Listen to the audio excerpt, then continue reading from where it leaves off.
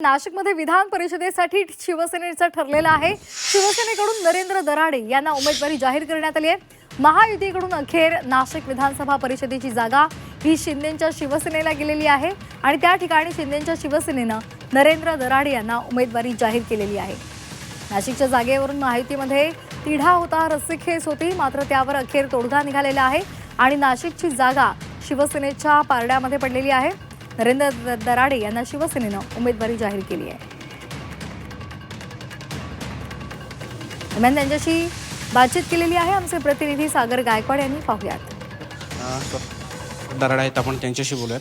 खरं तर आज सगळा शेवटचा दिवस आहे। किती वाजता अर्ज भरणार आहेत आणि निवडणुकीच्या दृष्टिकोनातून काय आपण महायुतीचे आमचे नेते माननीय देवेंद्र फडणवीस, आमचे दुसरे नेते उपमुख्यमंत्री एकनाथजी शिंदे, त्याचप्रमाणे आमच्या वहिनी साहेब यांच्या महायुतीत मला आज विधान परिषदेचे तिकीट मिळालं आहे।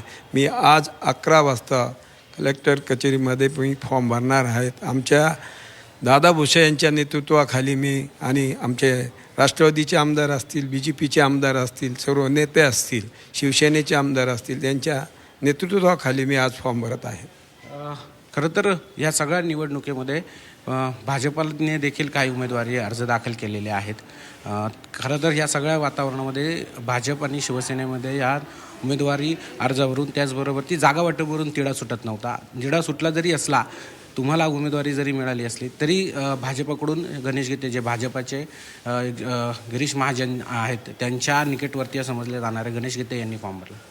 महायुतीतील नेते ठरवतील, ज्यांनी कोणी फॉर्म भरलेला आहे त्यांच्याबद्दल निर्णय घेण्याचं काम वरचे नेते ठरवतील। महायुतीमध्ये ज्यांनी फॉर्म भरलेले जे मागत होते त्यांना पण शुभेच्छा दिल्या होत्या आणि त्यांनी सांगितलं की ज्याला फॉर्म मिळेल त्याचे आपण काम करू। कॅमेरा पर्सन बबन सदगीरसह सागर गायकवाड, जी 24 तास, नाशिक।